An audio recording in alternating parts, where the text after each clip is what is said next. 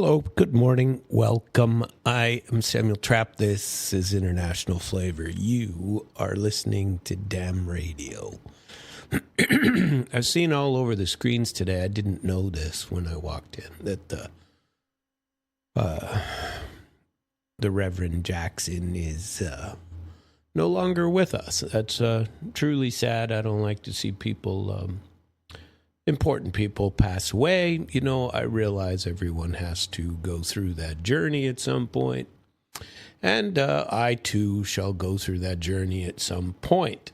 And it'd be nice to hopefully have a person or two speak for me when I go. That was an all right dude, you know, something like that.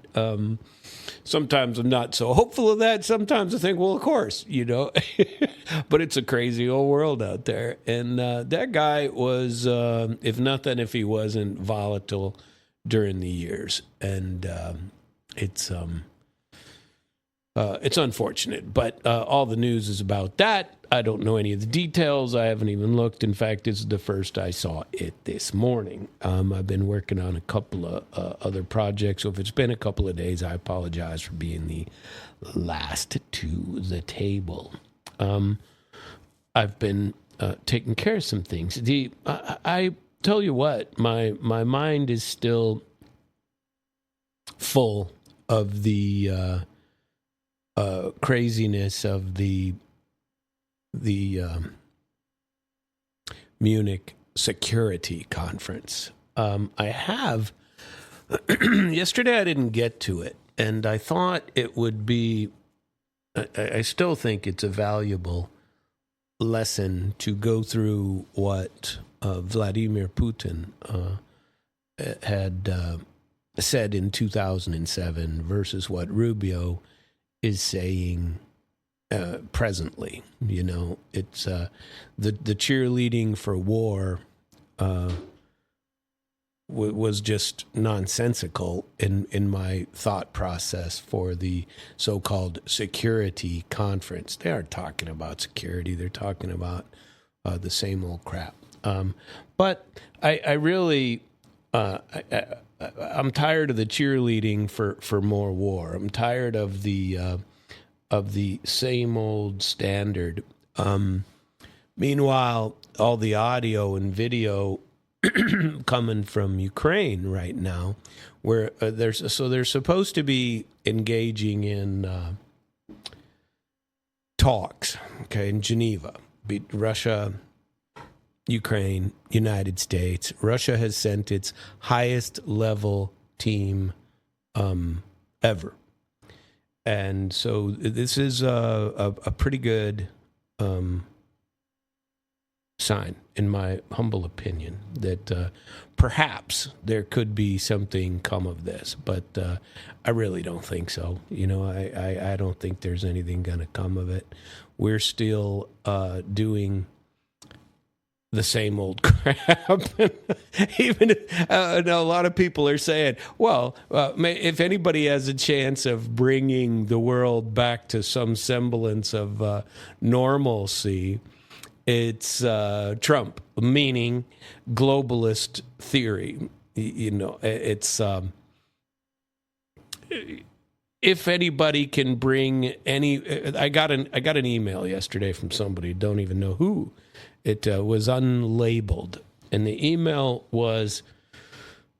said, and it was on X, and I honestly, I don't get on X all that often. I should probably get on there right now and see where my X feed went, or if anybody made any commentary on mine.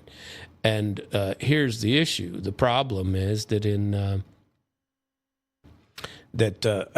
this article came to me. This X post from some guy says, in the article attached said something like, "BRICS is dead. BRICS is dead. Russia coming back to the dollar."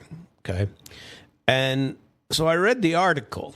And I read it. I was like, well, that's interesting. That's not what the article said inside of it at all. So it's basically clickbait to get somebody like me to go and read it, but that's not what it says.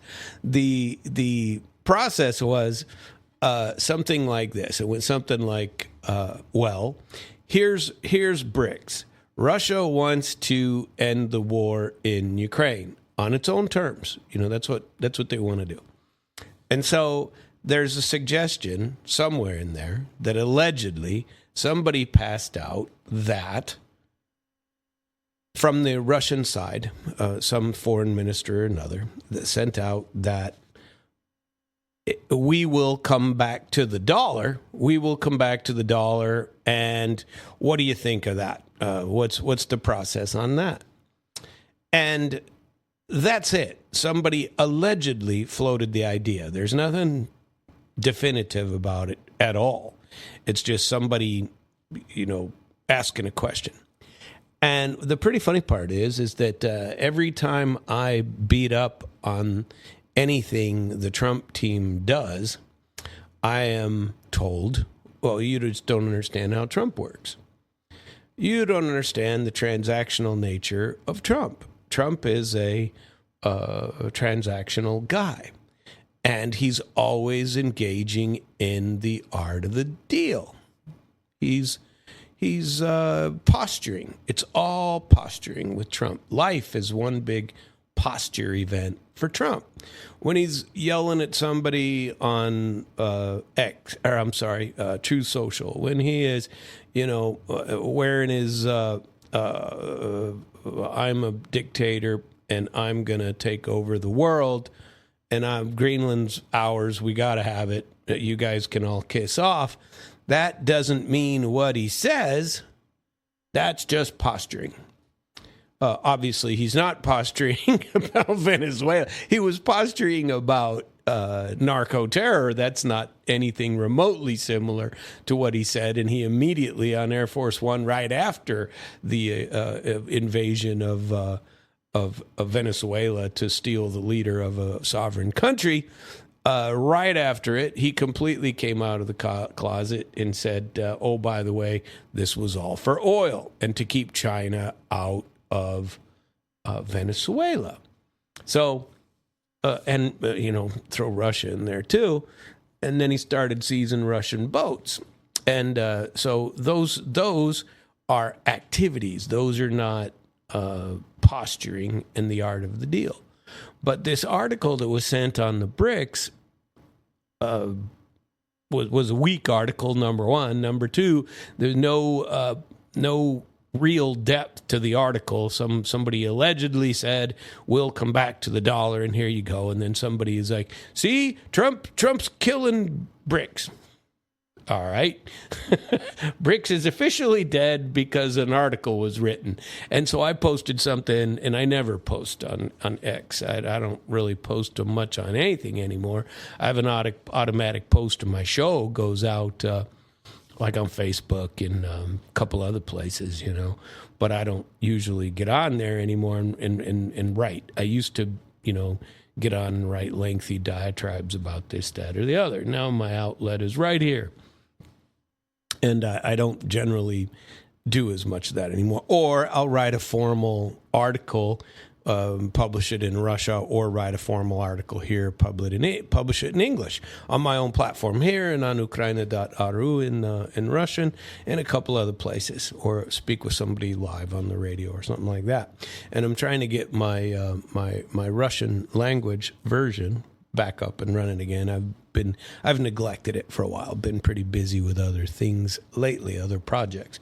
But I do intend to go back to it because I do think it's important to say that, hey, man, I'm interested in a dialogue with people whose point of view I may not necessarily agree with, but I'm certainly curious. And I think that a lot of Americans are curious, and they don't want the BS that is thrown their way all of the time. Like, BRICS is dead because some Western journalist decided BRICS is dead in an effort to get a feeding frenzy going of Trump supporters saying, see, told you BRICS is going to be dead because Trump said so.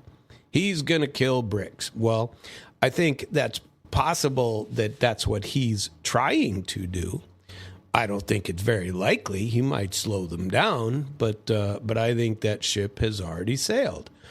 And a notable article came out the other day. Where is this? So right now there's some fights in the EU over Russian steel, that now they're trying to do the same thing to Russian steel in Europe, that they already screwed Europe with Russian low-cost gas, Russian low-cost oil, and any sort of petroleum products that coming from Russia, any sort of low-cost energy of any kind, and rare earths of any kind coming from Russia. The goal is still for the West to be able to dominate and tell Russia what they're going to do and artificially keep the price of oil low by stealing 50 million barrels of oil from Venezuela.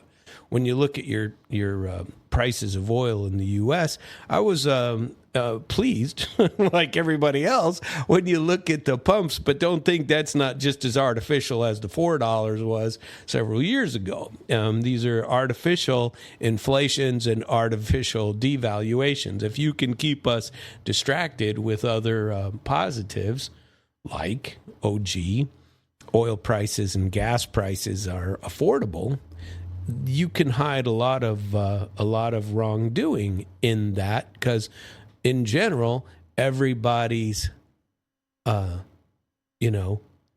life is looking okay. Everybody is able to afford to drive to grandma's house in, Kentucky. And my grandma lived in Cincinnati, but both of them. And so I don't know where you drive, but whatever. Maybe you can afford to get there now because gas prices are lower and people can take road trips. One of the best things to do in America is take a road trip. If you haven't gotten on Interstate 80 headed west, you're missing out, people. Custer Battlefield out that way, driving across South Dakota and then across Wyoming, and into Idaho. Those are fantastic drives. And any time of year, but especially in the summers when you see the plains and all that stuff. And there are tons and tons of national parks up that way. So anyway, if you keep the prices of energy low, you can hide a lot of wrongdoing. And so that's a lot to say to get to both the Munich Security Conference, which had nothing to do with Munich, the release at the same time of this anti-BRICS, rhetoric that has come out, or that we've defeated them.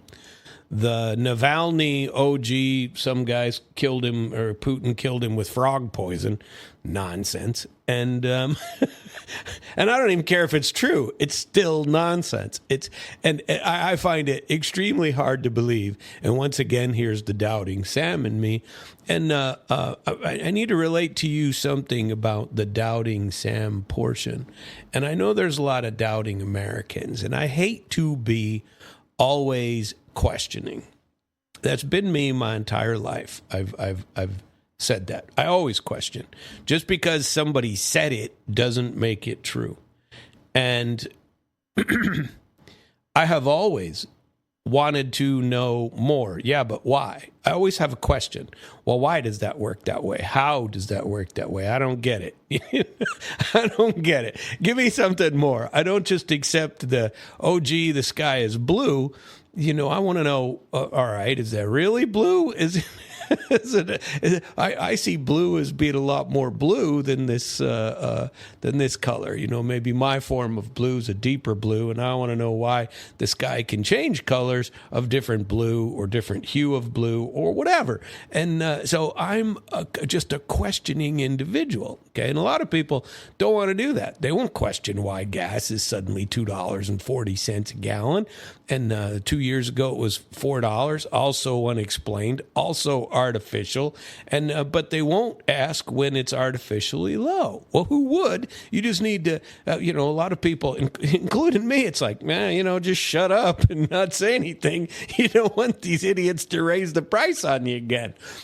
Maybe it's good we stole all this, what do you call it, petroleum products from Venezuela, and maybe it's good that we're keeping the price of oil low globally, and so that we can strategically defeat Russia, it hurts everyone. Okay, and the only ones that are allowed to benefit, according to those who say that Trump is the be-all, end-all and has a huge plan to take over the world for the next 3 years, and leave it into a golden period, this 3-year golden period, unless we can steal and put our own people back in Venezuela, put another set in Canada, a third set in Greenland, and then somehow keep China out of Taiwan and blow up Iran with Israel. I mean, there's all of these things interlocking and trying to go together. I just sometimes make jokes about it. It's like, yeah, but does one really affect the other? There's no doubt in my mind that the theft of 50 million barrels of oil from Venezuela and claiming that they've given it to us is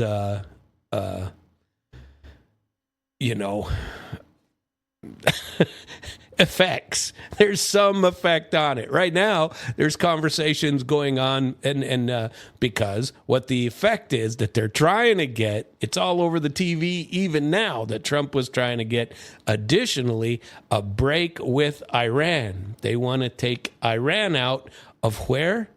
Post-Maduro Venezuela. They're trying to take whatever her name is, I forget her name. Rodriguez, was it? I can't remember her new name. I want to say Rodriguez, but what the hell do I know? And so will Caracas break with Iran? U.S. is pushing for Venezuela investment, and energy sector warns about legitimacy of Chinese deals, because those deals are legitimate. They have legitimate deals on the table where they put $100 billion into over the last periods of time into Venezuela. So all of these things, maybe they're all background noise for the exact same result that you get to publish on a piece of paper and say, BRICS is dead, okay? But on the other side of the planet, and maybe that is the case, okay? Maybe that's the case. But on the other side of the planet, there is an article that came out that says the following. World News. Okay, this is a new World News link. This one came out 17th of February, today. BRICS needs strategic maritime cooperation. Cooperation between the navies of member countries would help protect sea lanes, said Nikolai Patrushev. The BRICS countries need strategic maritime cooperation in order to enhance security along global shipping lanes from Western piracy, from Trump stealing ships. And we need to have some kind of, we're escalating and going war talk here. Russian presidential aide Nikolai Patrushev's comments calling for cooperation between BRICS countries comes at a time when the U.S. is seizing tankers, all illegally, by the way.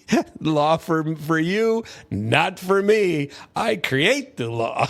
I am King Trump. And I don't have to worry about those. I seize tankers. Why? Because I claim they are transporting sanctioned oil. And so what this Patrushev said was, we will tap into the potential of BRICS, which needs to be given full-fledged strategic maritime dimension, he told the Russian outlet Argumenty Fakti, and that means arguments and facts, obviously, on Monday. The member countries are already conducting joint naval exercises, said Patrushev, citing drills held in January and February. Let's see. That's what Patrushev said. There's a nice little video of it that you can watch. And then they talk about the joint maritime exercises and how long they run. And it says the will for peace. And you know what? This is a Sam commentary. When you have an activity, war games, something like that, called Will for Peace 2026. That's a hell of a lot different than Golden Dagger 2027, where we go in and we kick the crap out of the next country in line, right? Started off of the coast of these Will for Peace, started off the coast of Cape Town, South Africa, days after the U.S. forces seized a Russian-flagged oil tanker over claims it breached Washington's sanctions against Venezuela. Russia, China, and Iran participated in the maneuvers, Patrushev, who was also the chairman of the Russian Maritime Board, said. The UAE also took part in the exercises. Now, that's curious. Remember, UAE is a bloc member. Moscow has condemned the recent seizure of Russian cargo vessels, which Western countries conduct under various pretenses. Everything's a pretense with the West. They get to impose illegal rules like this. This is not posturing politically. This is theft. That's all it is. So, but it keeps our gas down, or our fuel for our vehicles and everything down to under $2.50 a gallon. So we should all be up and cheering for this type of thing, right? We get to beat up on the Russian and Venezuelan and many other, economies around the world, but that's okay. We're America, right? This is what we do. This is, as long as we can keep the masses shut up. This is like the let them eat cake. What was the French queen said? All that, let them eat cake. Give them cake. As long as they got their cake, life is going to be good. And then for us, the cake is the oil products, right?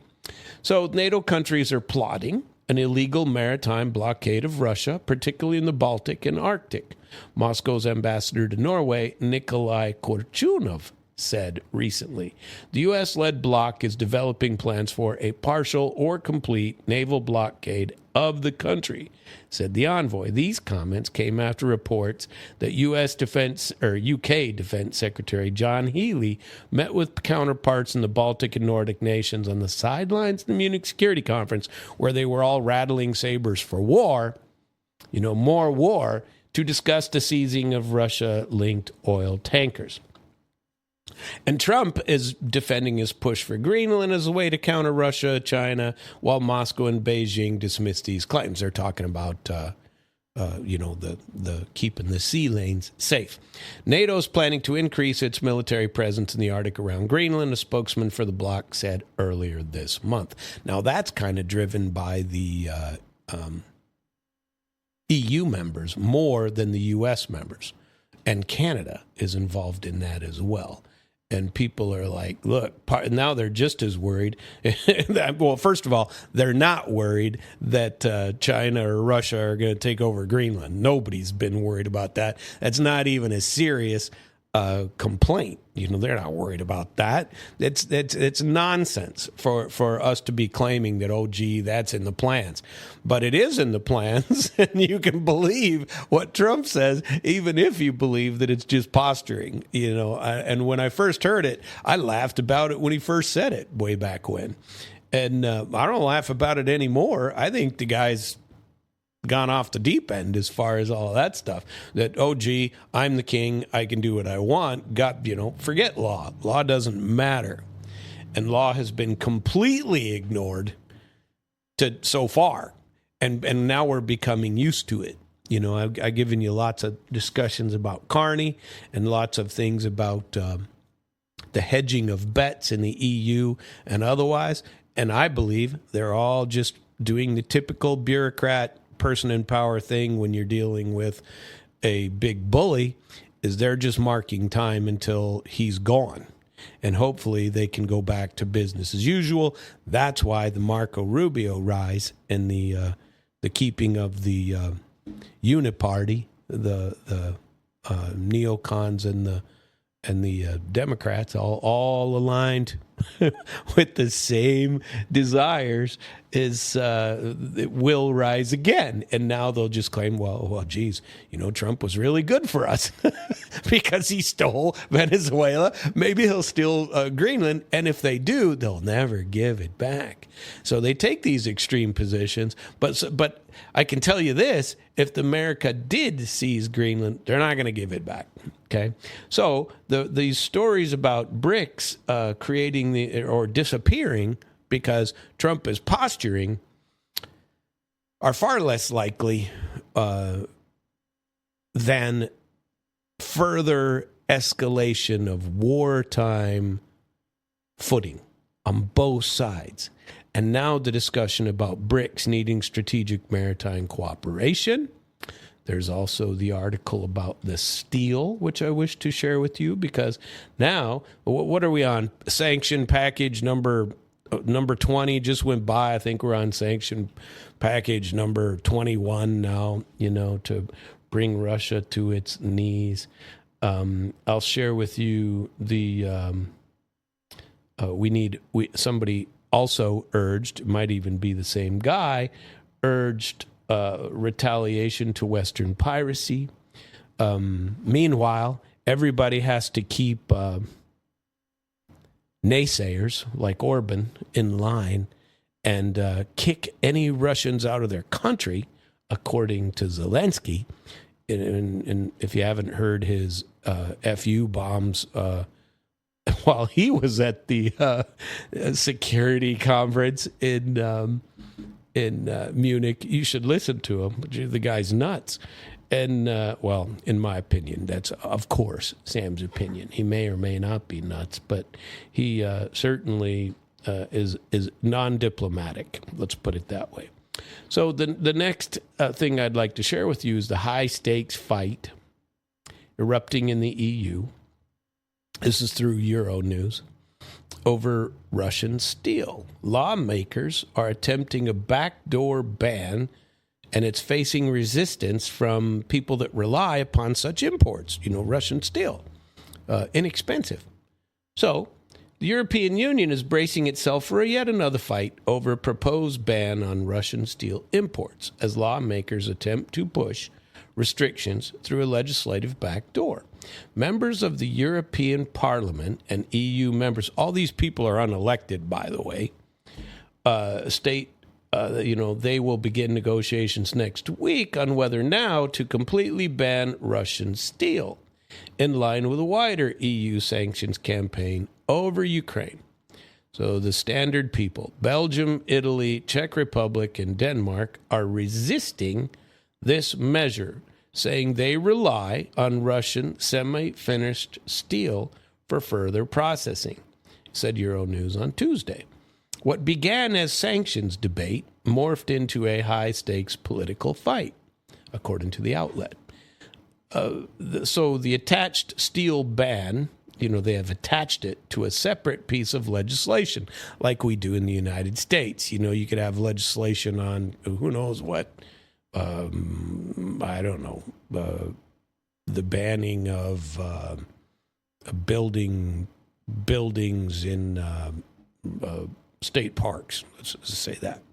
And you have one topic, and what you can do is you can throw on in there something about transgender rights, and slide that in as part of another. Well, here's a paragraph, and by the way, nobody can say the word transgender on the airwaves without paying a fine, something like that. And you can just slide in a little paragraph and get people to say, well, gee, I want this one thing, and I don't really care about transgender rights. All right, I'll sign it. Well, that's what they're trying to do in Europe, is slide in with a separate piece of legislation, a bill renewing steel safeguards that expire in June under World Trade Organization rule. Safeguards are designed to protect the EU steel industry from global overcapacity. Unlike sanctions that require unanimous support, trade files need only a qualified majority, so they're back to the same old tricks. The maneuver allows the European Parliament to bypass countries that otherwise could veto Orban, The parliament is playing politics again. An industry source told Euronews. One diplomat insists that banning Russian steel and protecting the EU from overcapacity are totally different goals. Russia consistently dismisses sanctions on production. Moscow maintains a measure hurts EU more than it hurts Russia. That's absolutely true.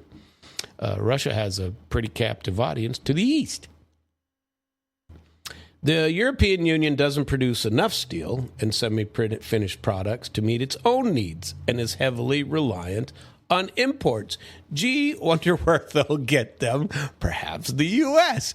And our gas prices will go down even further. So the campaign is being led by Swedish MP Karin Karlsborough, who has expressed astonishment that EU imports of Russian steel are nearly 3 million tons annually, or $1.78 billion. Sweden produces semi-finished steel as well, including steel slabs. The volume of Russian imports is equivalent to Sweden's entire yearly steel output. Current EU sanctions prohibit Russian finished steel. Semi-finished steel remains permitted under quota system designed to phase it out by 2028. So there you have it. Let's talk about what the U.S. is attempting to do. There was an interesting article. I've talked a little bit about it, and then I want to get into my review of Putin, because I want to share that with you. And let's see here. But can you buy a country is the name of the article. Came out this morning. And it's a reasonably long article, and so and it has some pretty good facts in it. That's why I wanted to share it. I like this story, and it's by a guy named Yevgeny Norin, and he's a Russian journalist and historian, and he's focused on war, conflict, and history. And it's a pretty good article, full of maps and stories. So, and it's short enough. It's not going to take long, 5-8 minutes, something like that. When U.S. President Trump revived the idea of buying Greenland and refused to rule out stronger measures if Denmark declined, I'll take it over. Sell it to me, or I'm going to come kick your ass. The reactions across Europe were swift and indignant. The proposal was framed as an anachronism, a throwback to imperial horse trading. We always want to talk about, whenever Trump speaks, he's only horse trading. It's art of the deal that modern international politics has supposedly outgrown. But they haven't. We still do it. But if we don't get what we want, we just go steal it. But the outrage obscures an uncomfortable historic reality. United States not only forged through revolution and war, it also builds through transactions.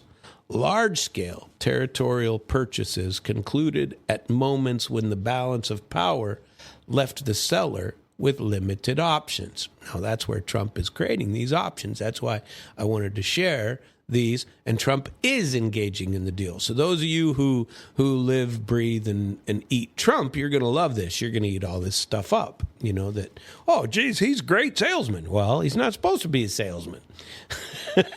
He's looking out for us. No, he's creating his legacy, and that's all he's doing. From continental expanses to strategic islands, Washington repeatedly has expanded its reach by writing checks backed by leverage, backed by military leverage, I say. If the idea of buying land now sounds jarring, it is worth recalling that some of the largest such deals helped shape the United States into the country we know today.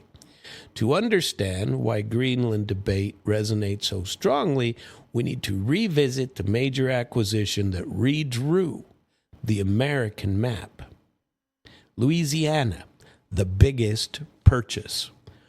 French explorers ventured into the Mississippi Valley in the late 17th century, claiming new territory, and named this vast expanse Louisiana after King Louis XIV. In 1718, they established New Orleans at the mouth of the Mississippi and gradually populated the colony, not just with French, settlers, but also through policies enacted by Louis that granted freedom to children born of unions between white settlers and black slaves. Still, the population was sparse. The region's bad climate and complex relationships with Native Americans made settlement difficult. As a result, France didn't particularly value this territory, despite its huge size. French Louisiana encompassed not just modern-day Louisiana, but either partially or wholly the modern states of Arkansas, Oklahoma, Kansas, Missouri, Colorado, Wyoming, North and South Dakota, Minnesota, Iowa, Montana, Nebraska, Texas, only the east half, New Mexico, and even parts of Canada. Despite this, it was hard to find a Frenchman beyond New Orleans.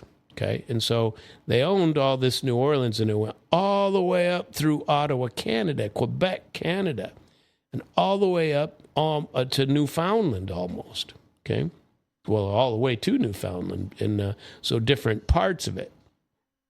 And remember, they were huge up in the Great Lakes area. The French and Spain owned parts of Texas, Florida, stuff like that, and in between them were Louisiana is with that Port of Louisiana, but it went all the way up to Fort Bourbon in which one is that? It's not Ottawa.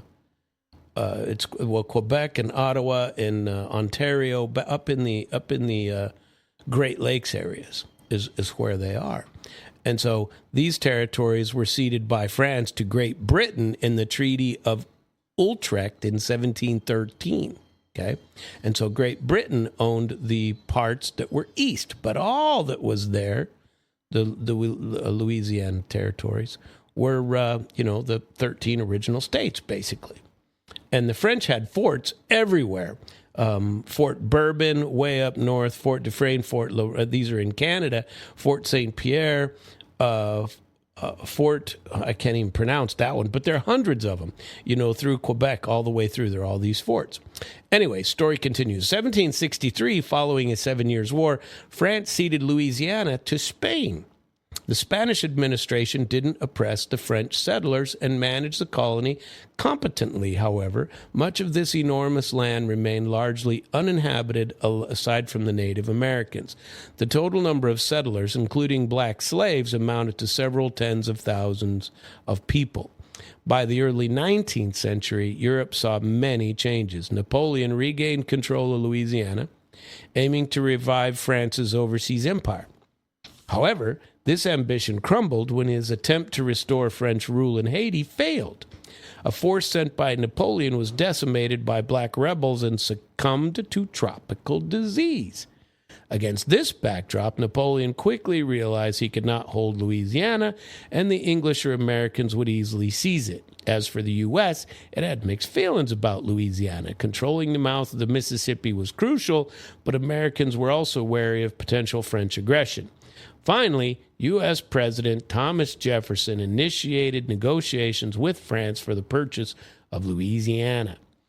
Napoleon saw this as a big opportunity. He recognized that he could get real money by selling the territory, which France didn't really need and couldn't control anyway. Jefferson on the American side initially aimed to purchase only New Orleans and the surrounding areas and offered $10 million. However, the French surprised their American counterparts. They asked for $15 million, but as part of the deal, offered vast territory stretching all the way to Canada. Beyond New Orleans, the French essentially sold the freedom to claim land inhabited by Native Americans. The French had very little control over this territory. The Native Americans didn't even understand what the sale entailed. In fact, aside from the Native Americans, the vast territory was inhabited only by 60,000 settlers, including black slaves. Regardless, the deal was concluded and America's territory effectively doubled overnight. Robert Livingston, one of the founding fathers and the U.S. ambassador to France, famously declared, "We have lived long, but this is the noblest work of our whole lives." From this day, the United States will take their place among the powers of the first rank.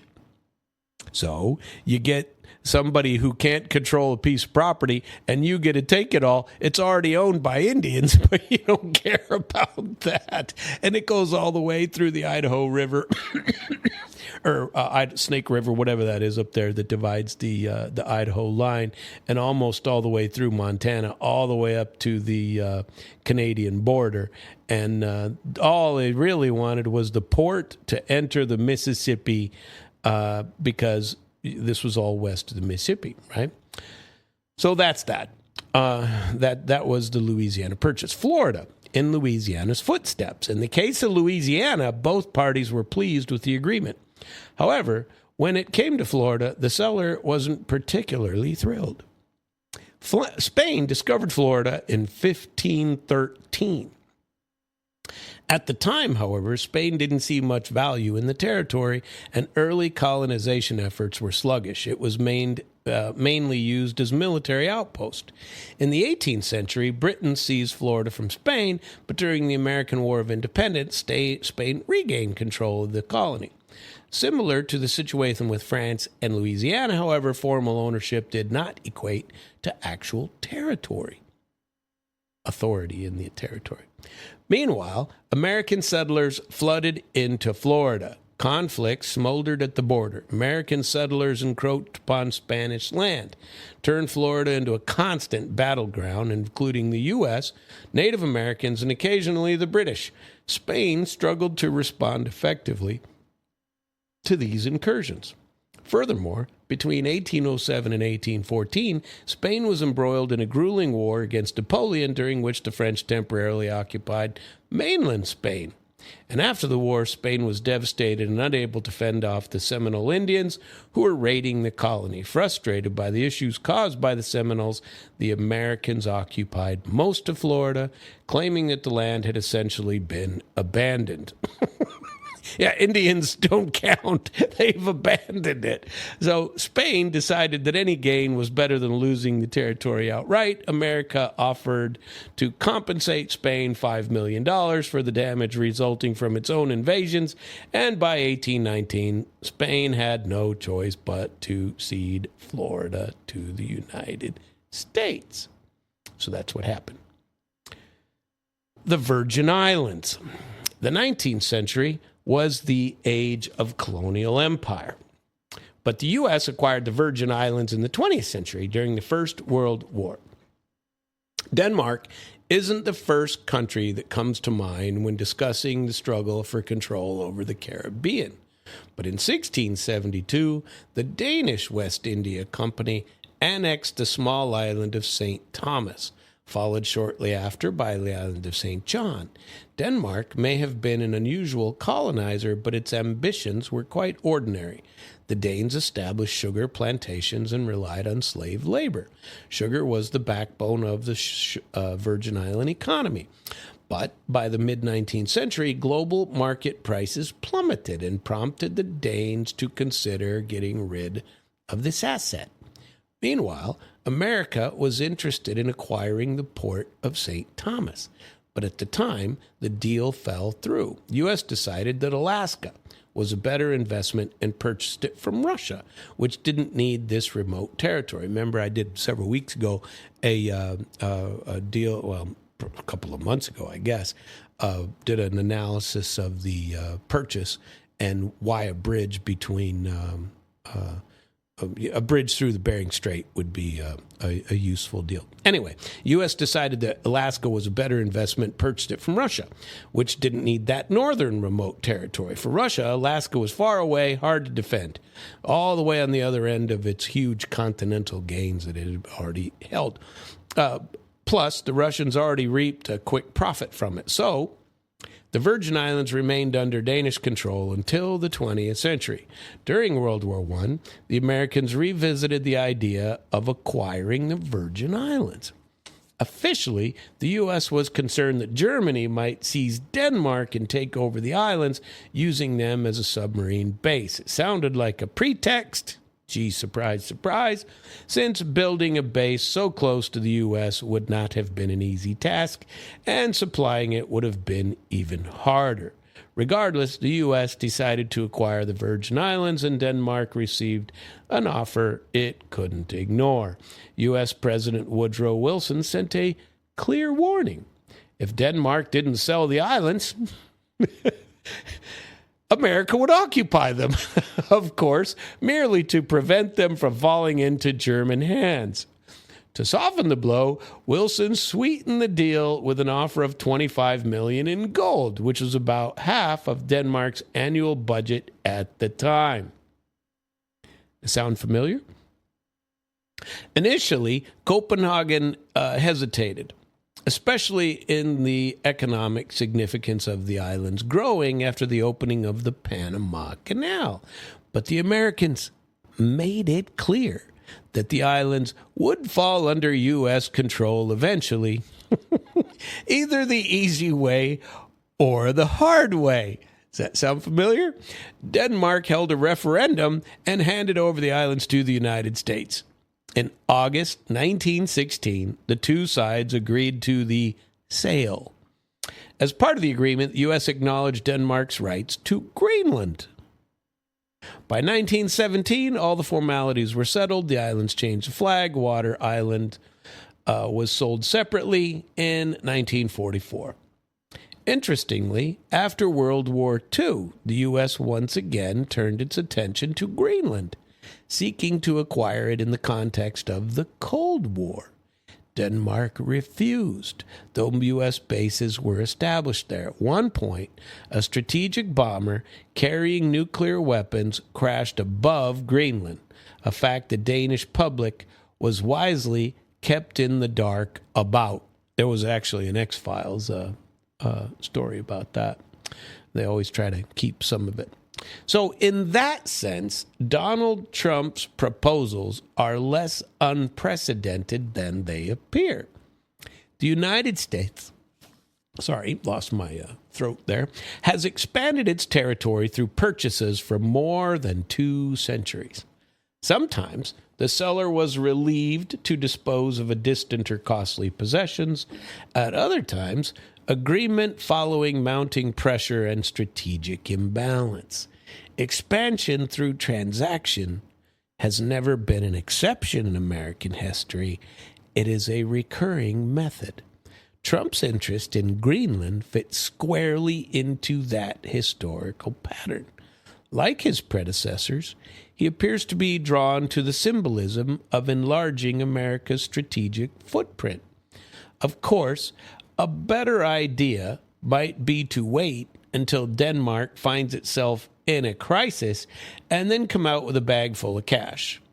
But the wait may be long, and patience is not Trump's strong suit.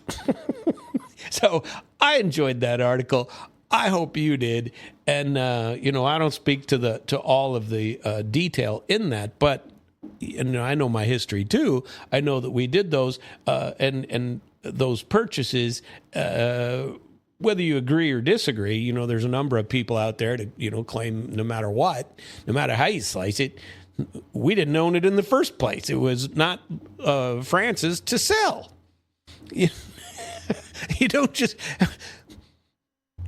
Going into Venezuela, for example, and just saying, well, you're going to come along or not, and not give them any money. In fact, you make them pay with 50 million barrels of oil is one thing. And at least it's clear, we did that to steal your oil, and we admit it perfectly. And but I liked the article. I think it was great. A very good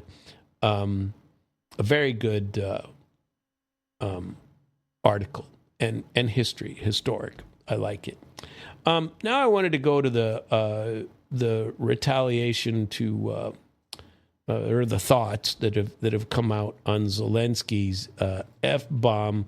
I don't know if everybody heard what he said. It hasn't been promoted over here like it is. The guy's really he's a terrible diplomat. All he is a beggar, wanders around, with his hat in his hand, and it's always turned upside down so you could put more cash in it. You right? And so he went on a rant the other day in Munich. And so what he said was,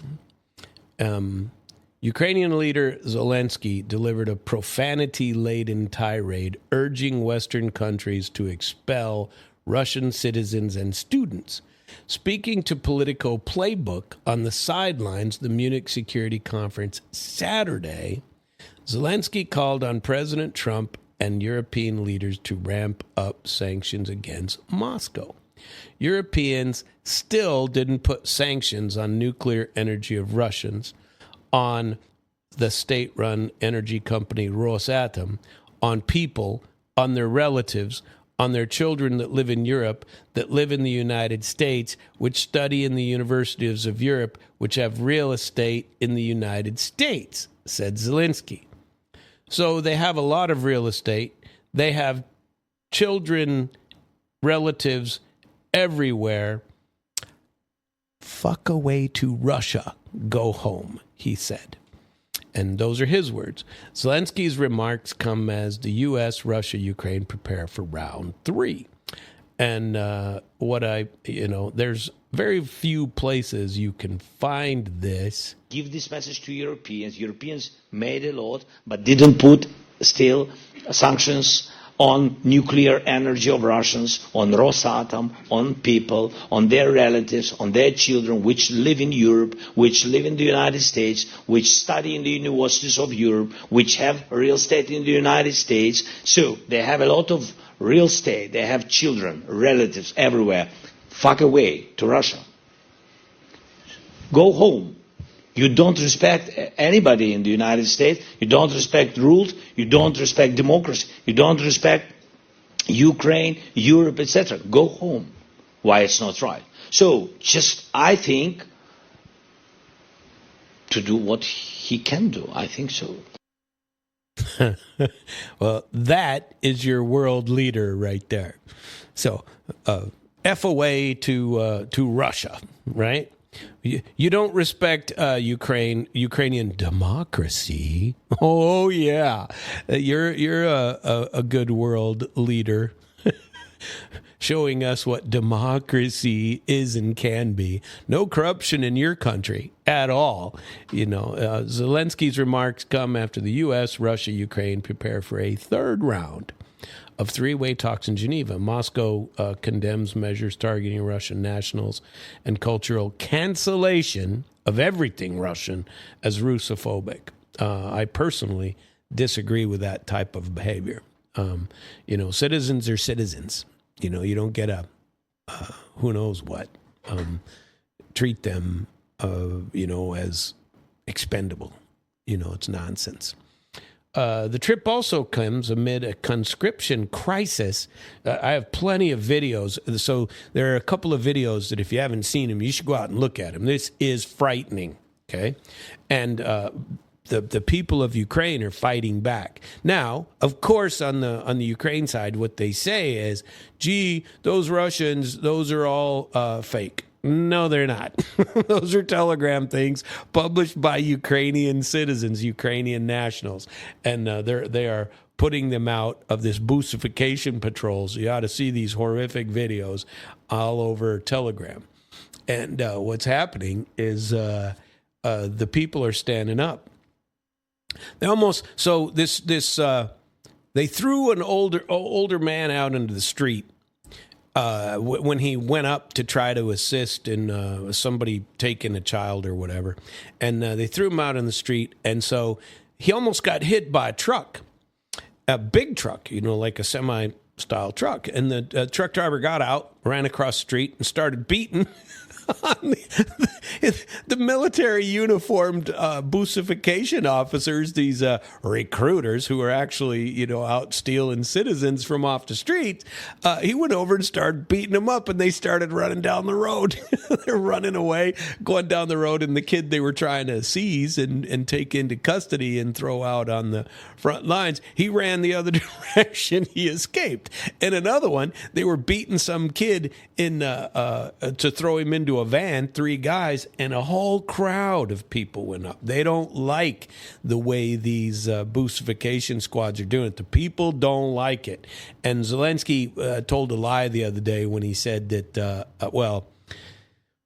he has zero fact to back it up. He says 90% of Ukraine, 90%, that's not the numbers I saw in any of the latest polls, 90% still support, he says, no elections. No elections. Here we are coming up on 2 years after his elections were supposed to happen. And he says, oh, no. The people don't want 90% of the people want it. Yeah? What'd you get? 9 people in a room that also have power, or 10 people in a room, and 9 of them said, gee, let's keep you in as power, because they don't support that. He has no backing of that. Listen to Arestovich, listen to other Ukrainian people that are telling the more factual portions than he has the potential to tell, and probably a lot less rudely. Zelensky's reputation is tarnished by multiple corruption scandals in his inner circle. 2 government ministers and his longtime chief of staff have resigned in the last 5-6 months. On Monday, anti-corruption agencies charged former energy minister German Galushenko, who tried to leave the country too and F off to Israel like his buddy Mindich, and he was taking his money laundering of 100 million kickback schemes in Ukraine from U.S. and Western money and headed to Israel. And they caught him at the border and stopped him from going out, but they haven't done anything about it. They just said, you can't leave. And so he is there in the country. So there you have it. I don't know.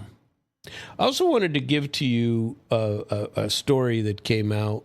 Also, Russia has long talked about Western pilots flying F-16s for Ukraine, and they're trying to, Western mercenaries are fighting on the side of Ukraine, okay, including U.S. and Dutch pilots. So the Ukrainian military is secretly using a squadron of NATO pilots to fly the donated U.S.-made F-16 jets, said the French outlet Intelligence Online. Moscow has long stated that Western nations are moving closer to a direct conflict with Russia. Well, the Ukrainians don't have any pilots left. They're all dead, and it takes a long time to figure out how to pilot an F-16. It's not something you just learn overnight. The report, which Kiev denies, of course, said the covert missions rely primarily on experienced U.S. and Dutch Air Force vets. The foreign personnel are deployed far from the front lines and focus on intercepting Russian long-range weapons. They are not part of their original militaries, and they work for Kiev as civilian contractors without military rank and outside the Ukrainian chain of command. That's impossible unless they're working for the U.S. chain of command. A shortage of trained Ukrainian pilots is identified as the main obstacle to using the F-16s donated to Kiev. Training courses are reportedly undermined by language barriers, lack of qualified trainees, and other issues, and have been simplified for speed. Shortly after the first F-16s arrived in Ukraine in August of 2024, Kiev began losing those pilots in botched air defense missions. For such incidents actually acknowledged, many more that actually occurred, according to the Russians. The secret foreign squadron provides pilots with experience needed to operate these advanced F-16s, said Intelligence Online. So Moscow says the Ukraine conflict is a NATO proxy war. Now they admit it.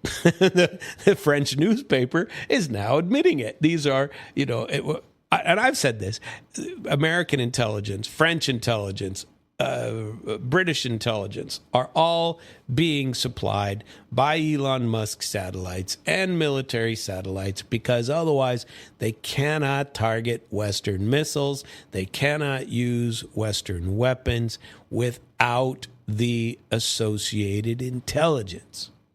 That's how it works. So Western specialists have been involved in Ukrainian strikes using storm shadows, scalps. These are air-launched cruise missiles on Russian territory, especially recently. German officials opposed supplying Taurus missiles because Ukrainians cannot launch them independently. They also can't launch Storm Shadows, Scalps, HIMARS, any of the American ones. They can't launch them without military intelligence supplied by the source country. So Russia says Western nations support Kiev's recruitment, of course, and mercenaries from among their military veterans. Ambassador-at-Large Rodion Moroshnik estimates that around 20,000 foreign fighters have taken part in the conflict on the Ukrainian side. Poland, in a recent article, this came out on the 14th of February, is trying to give amnesty to mercenaries that have fought for Kiev. And they will cover all crimes committed by Polish citizens since when? 2014. 2014. So the lower house of the Polish parliament adopted legislation that gives amnesty to Polish citizens who fought as mercenaries in Ukraine at any time, basically, after 2014. And they're formalizing Warsaw's endorsement of participation in the conflict. As long as you're fighting against Russia, fine, we'll forgive you. Go and kill away. Have fun. The bill was approved by the Sejm, I forget how to say that. I knew it at one point. On Friday, in a near-unanimous vote. 406 deputies in favor, 19 abstaining, and only 4 opposing. That's Poland for you. The legislation will now proceed to the Senate, where it is also expected to pass. Amnesty will cover all crimes related to joining foreign armed forces, offenses that carried a sentence of up to 5 years in prison that date back to April 2014. The start of Kiev's so-called anti-terrorist operation, which is what they called when they were bombing the Donbass and killing their own people. It was an anti-terrorist operation against the people of Donbass who revolted against Western-backed Maidan coup in Kiev. And nobody makes any secrets about it now, the Maidan coup really did happen, and it really was supported by people like Victoria Nuland.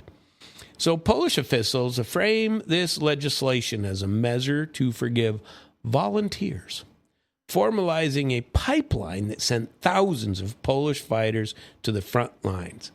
The law allows the forgiveness and release into oblivion of crimes related to mercenary and recruitment activities. Lawmakers also included a 3-month delayed implementation clause to ensure those currently in the trenches will receive pardons. We got to pardon everybody if they're out killing Russians or even Ukrainians in the wrong spot. According to Russian estimates, over 15,000 mercenaries from Poland, the U.S., and Georgia have fought for Kiev since the escalation in 2022, and nearly 6,500 have been killed in action. Moscow maintains that foreign nationals fighting for Ukraine do not enjoy the protections of lawful combatants under the Geneva Convention. That's an interesting argument. I don't know how legally that would play out. Russian officials stated that these individuals are legitimate military targets. Well, of course, if they're fighting in the war, they are targets, and will be treated as mercenaries, not prisoners of war. For the Banderites, they are nothing more than expendable material. said the foreign embassy in Argentina recently, and added that Kiev is not interested in these wild geese returning home to tell the truth about the disastrous situation at the front. And that's true. Kiev really doesn't want them to come over. Wow. It's a crazy world out there, you know. I wanted to circle back to what I told you some of yesterday. And I want to get to, where is it? Let us get to my discussion about, I think it's important to share with you a large group of the discussion yesterday that I talked to you out and I never finished. That we can finish with Rubio. We got about 25 minutes left in the show, yeah? And I wanted to talk about there's 7 parts. So one of the speeches that I've encouraged everyone to read is, and I try to frame this as carefully as I can, okay? Because I'm not anti-West. I'm anti a lot of things that the West has done, you know, and I laugh about some of the history repeating itself. You know, here we are, we're gonna steal Greenland or force them to sell it to us for, you know, God knows how much money. You know, we'll challenge them to do it and steal it. It's not theirs to sell if the people of Greenland don't want to sell it, but we don't care about them. We just got to pay somebody for it. Well, if you want to pay somebody, pay me. I mean, I can give you as much right as the Danish can. You can claim, I mean, I don't know. It's an interesting world out there. You're not entitled as just a normal person to have anything if it hasn't been given to you by some king or another, right? So there has to be a legal backing. The U.S. is in the same boat. Your piece of property that you own, how far back do you have to go to show where it is? And is it possible for, historically, for an Indian descendant, if they can prove it, to come back and say, wait a minute, my family lived right here? Well, probably not, because they were all nomadic. And you can go, well, wait a minute, they're just a bunch of nomads. And all we did was get rid of their entire nomadic way of life, and they can no longer be nomads because they got to be civilized, right? And so I assume that's the same argument that would be used in Greenland, except those people have had rights to all the properties up there, right? That is, I don't know. It's interesting. But when you talk about all of these things, you always have to circle back to the continued dominance and the way we dominate, and the rhetoric of domination, and the actual views of domination by seizing ships, by taking over countries, by arresting foreign leaders, by overthrowing governments. And I got plenty of stuff on that. You know, I went back and had a look earlier, a couple of days ago, in preparation for this week's Tales of Woe that I wanted to tell, and talk about, again, the record of Russia versus the United States, okay? And I stuck only with those two because those are the big East-West. And I also tried to go after 1990, let's call it, the time period that the wall came down, the Soviet Union collapsed, blah, blah, blah. So just since that time, okay? So the broad record, and, Russia has been in 1992, Transnistria, which is a separatist state in Moldova. It's a northern state. There was a Russian army contingent based there because Moldova, like Ukraine, was part of the CIS. They're trying to get out of it now. You know, they don't want to be part of the CIS any longer. And supposedly that'll be done this month. But they were always part of the CIS. And they had joint defense things. And so the Russian military was there. Transnistria, the northern state of in Moldova, wanted to separate. And had a lot of, and it's all Russian. I mean, the further north you went, the more Russian it was. I mean, that entire area had tons and tons of Russians. And Ukraine also, by the way, crossed the, all through Odessa, all through that. All of that has been Russian for generations, you know, the majority of speakers, including all the way up to Romania. And of huge portions of Moldova. But Moldova wanted to, you know, they're pre-Ukraine, right? And they're trying to avoid war. And Russia was involved in Transnistria, okay? And Transnistria now, they get to pick their own governor, you know, and they still have a little bit of this freedom, and the Russian foreign troops are still there, okay? They still are sitting there, and Transnistria is really part of the Russian Federation, arguably part of the Russian Federation, and it's an independent Russian-backed state of Moldova officially. Okay, but on the map, it shows as part of more Russia than it would in 8. So 2008, there was a Georgian crisis after the U.S. said that Georgia will be part of NATO. The Georgians and the Russians got into some disputes in there, and so they were involved in that incursion. But that was a former CIS state too, and former territory of the Soviet Union. Crimea, political upheaval in Kiev in 2014.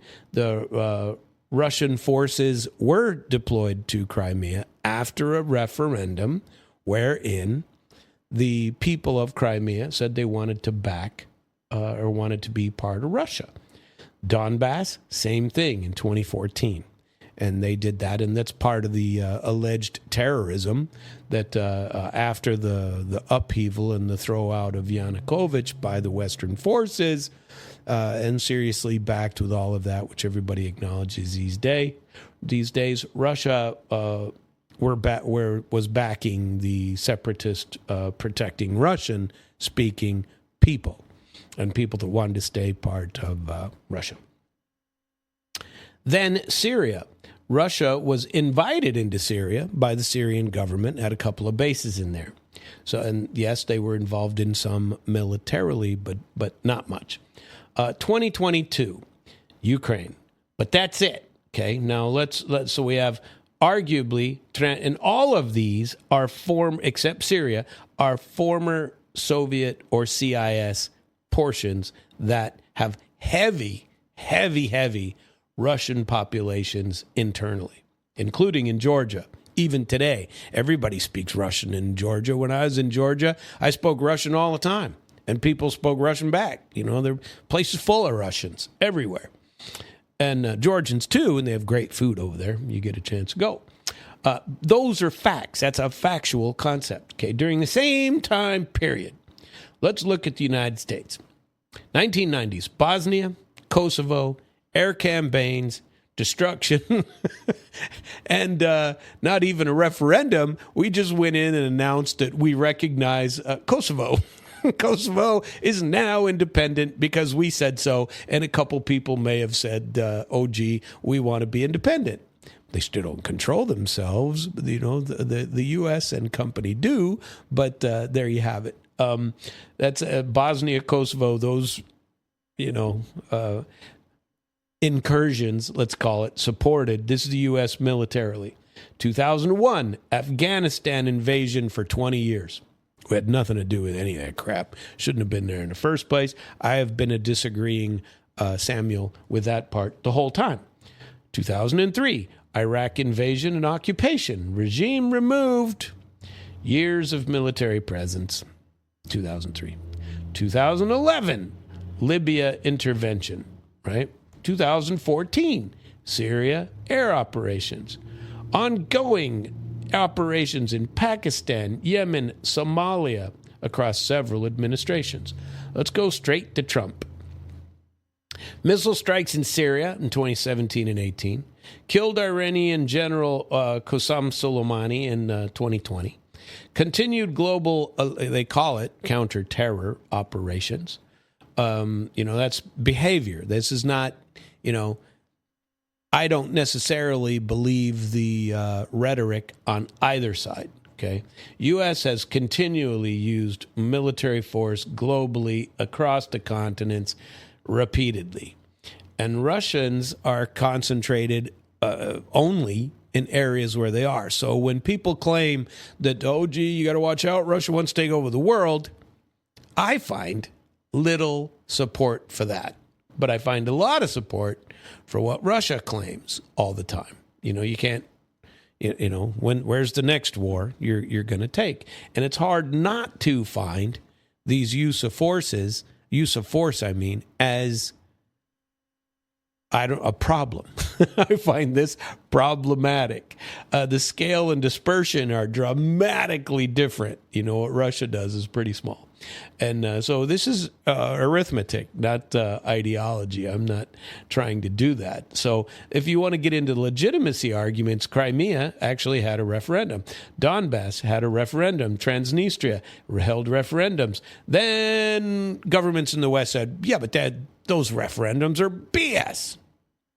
Kosovo declares independence. Few people get in a street corner and declare independence, and no referendum. And the moment they declared they were independent, they were rapidly recognized as a legitimate government by the United States and many European nations. The only legitimate one, Scotland held a referendum, and it was accepted because it occurred under constitutional British procedure, right? So what determines how you get recognition? It's not the vote. It's political, always. International legitimacy isn't mechanically derived from somebody counting a ballot. It's only by the powerful states recognizing that, right? So you can argue the Crimea's vote was illegitimate. You can do that, and the West is always doing it. But they never even had votes in any other places like Kosovo. They just recognize, oh, yep, somebody said they're independent. Oh, guess they're independent. That's it. So you can debate them both. But for me, it is, what do you call it? Not apples to apples. It drives me crazy. I'm not trying to give you a conspiracy theory. I'm talking about structural power here. That's what I'm doing. But you can't deny it because it all deals with who is geopolitically aligned. That's it. And how you get that alignment. Whether you get to be the U.S. and take over the Virgin Islands by sending them some money and saying, well, like it or leave it, because we are taking it one way or the other. And that article was an interesting article. Let's talk about NGO influence and political engineering of all these situations. Since 1990s, the U.S. funded NGOs, U.S. aid programs, democracy promotion. They claim democracy promotion initiatives. They're across Europe and any of these former Soviet states. Supporters say civil society development. That's what we're doing. They didn't have society before.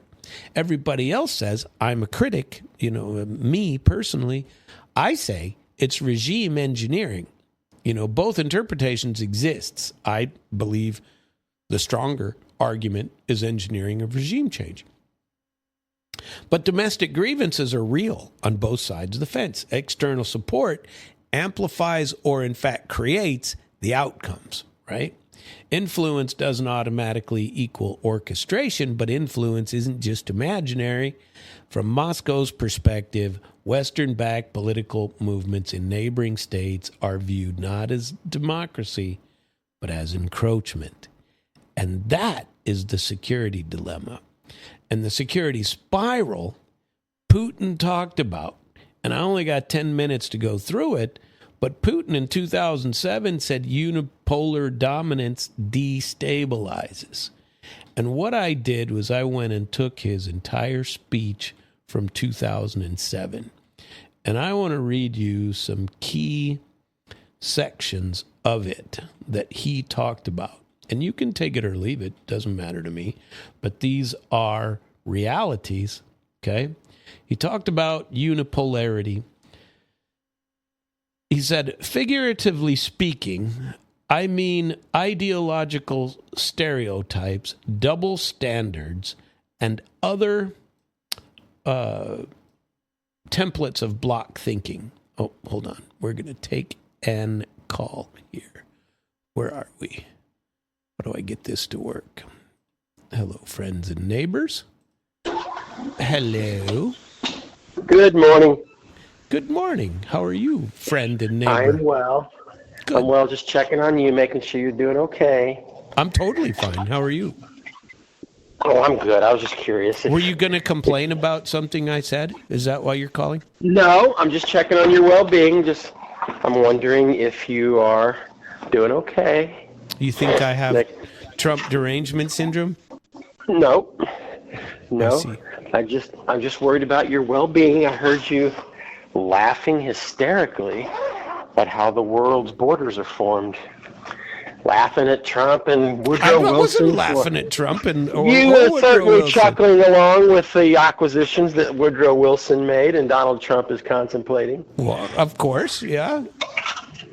But do you know what percentage of the world's borders are a result of conquest by chance? Do you know that number? I'm not talking about conquest. I was talking about purchases. You talked about both, sir. Well, that's true. And so who gets to decide the conquest? You're for conquest, I presume. Actually, it doesn't matter what I'm for. I'm talking about the history of the world and how borders are accumulated. Every border on the planet was done through conquest, with the exceptions of the times the United States has actually bought stuff. Well, okay. So where's the next conquest? Did we conquer Afghanistan, for example? Did we conquer Iraq? Well, I'm just worried about you laughing at world history when 95% of the world's borders were taken through conquest. And I heard you talking about it with regard to Trump and Woodrow Wilson and just yucking it up and just like, I'm wondering if you're okay. Well, I'm totally fine. I'm talking reality. What's going to happen is... I think that's what I'm talking about is reality. It's like 99% of the world's conquests, or the world's borders came through conquest, and you just think that's the craziest thing you've ever heard. Not conquest. That's what I'm checking on. No. I'm wondering how you justify seizing right now, us today, in a democratic world, how you justify seizing a foreign country under false pretext, by the way, narco terror. Oh, gee, let's go in and replace, right? That's okay. And you're taking it for what purpose? Is that what we're for? We're for being the big bully? Is that right? Okay, that's a different topic. I'm talking about the history of the world here. How did every border come to be on the planet Earth? Of course, I'm laughing about it because from the beginning of time to today, where does everybody get their borders? Well, okay, where do we get them? I'm telling you, it's closer to 95+% of the world's borders came through conquest. I'm just making sure you're okay because you think that's just hysterical. And it's not like, well, that's just world history. No, what's so funny about world history? Okay, I'm fine with history. I'm not fine with repeating that history. No, because you were laughing because Woodrow Wilson just took some property, and I'm like, well, that's how every freaking nation does it. No. What I was laughing at was the parallels of today, and the parallel was he created a pretext, said Nazi Germany is going to take it was a false threat, and we're doing the exact same thing right now. False threats of China taking over Venezuela, China and Russia taking Greenland. That's what I'm laughing at. Are the continual false narratives that are used instead of world conquest. I'll take you at your word. All I thought I heard you laughing was like the way the world borders have come to be. No. I'm laughing about the repeat of history right now. And whether no, there's nothing new under the sun. I agree with you on that. Right. And so how do we justify that in today's far more intelligent, smaller society? Right.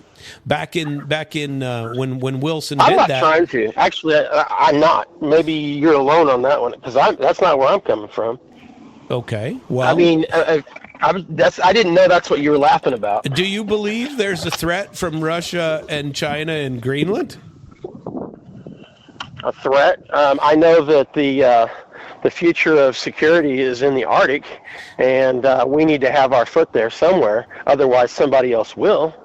Unlike you, I don't have a problem with the United States being the world police force, because the United States, unless you allow leftism to grab a hold of it, is usually a force for good. Anything that you've made fun of the United States has done, or what you call the West, has been done by leftists. But when the United States is doing what it's supposed to be doing and not... I'm going down a rabbit trail here. I'm sorry. That wasn't my point. We should have been in Afghanistan then. That's where we as America's policemen should be there. We should go bomb the crap for Israel, not for us, out of Iran, right? You know what? If I have the world's biggest military, I'm going to use it for good. And if it means taking out evil people, I think that's a virtue. Evil. And I bet you disagree with me on that. I don't disagree with that. I disagree with who gets to define evil. That's always my problem. Who in the world gets to describe it? Okay, so you think Maduro good or bad? Maduro is I don't give a crap. I do, and I bet you about 35 million. Okay, then if he's a threat, why can't you be truthful about it? Why do you gotta blame it on some kind of narco-terrorist BS that nobody has heard about now? And what happened to him since then? Where is he now? What's going on now? I'd say we're learning all sorts of things about how the elections have been stolen. Well, okay. I'm guessing he's probably coming up with... Maduro is because Venezuela's been controlling all of the elections on this globe for the past 2 decades. Venezuela's controlling U.S. elections. Yes. I shall listen to your show and hear that. No, you don't listen to my show. No, I do. I listen to you quite a bit.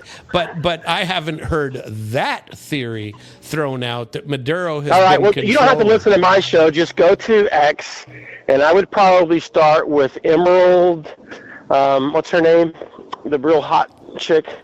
Emerald, what's her name? Hot chick. You got me. Emerald, come on, what's her name? Sounds like a stripper to me. The strippers I know aren't named Emerald. Robinson. Okay, go to X and read the wall on Emerald Robinson. She's been chronicling this for years. How Maduro is controlling the world elections. Well, it started off under Maduro's predecessor. Okay. I will. But anyway, I will challenge myself to go and read that. But how does that justify narco-terrorism as an excuse to steal the oil from Venezuela? Although I agree with the $2.40 price tag for gas I just saw this morning, but I think it was ill-gotten. But that's okay. I will justify that. So I'm just as big a problem as all the rest that think this is okay activity for a civilized society. No, taking out the ships is all about cutting off money to our enemies, the deep state, the CIA. He's cutting off their funds at every turn, starting with U.S. aid. Well, okay, I agreed with those in the beginning. I agreed with those in the beginning. But we're down to 2 minutes or 3, and I got a boogie. So I appreciate you. We should discuss this more. I find you highly intoxicating with some of these. Love you so much. See you, buddy. Interesting. See you later. Bye now. Bye-bye. And there he goes. Well, there are plenty of things to disagree with in that discussion. And I wanted to get to the old, now I got to save it for tomorrow because I saved all these. And I point out how if you want to believe that, well, I won't have time to get to it because I only got a minute and a half and I can't get that thought off in that time period. But in short, if you don't understand how history is created, And the way of the world, that was what I'm laughing about, JR, is that this is more par for the course, creating a narrative for people to buy into, to say, oh, gee, it's great, let's take over Greenland. Oh, gee, it's fine, let's go beat the snot out of Maduro in Venezuela. And if Maduro was controlling U.S. elections, don't take out Maduro, fix your elections. You fix your elections. If that's the problem all of this has brought about, well, then let's deal with the problem. We'll go into that tomorrow because now I'm interested. Now I'm on a mission. But that'll have to be tomorrow because the show is coming to a conclusion. I enjoy this program. I do it for you and myself. So I appreciate you listening here at the damradio.com/live. Come to us every day. You can listen to all of my programs. I store them at internationalflavor.com. And JR puts them all out at damradio.com/podcast. I appreciate you being here and challenge you to be here every day from 7:30 to 9 a.m. Monday through Thursday, and Fridays would be the Civic Outlaws Day. Same time, same bat channel. Have a good day.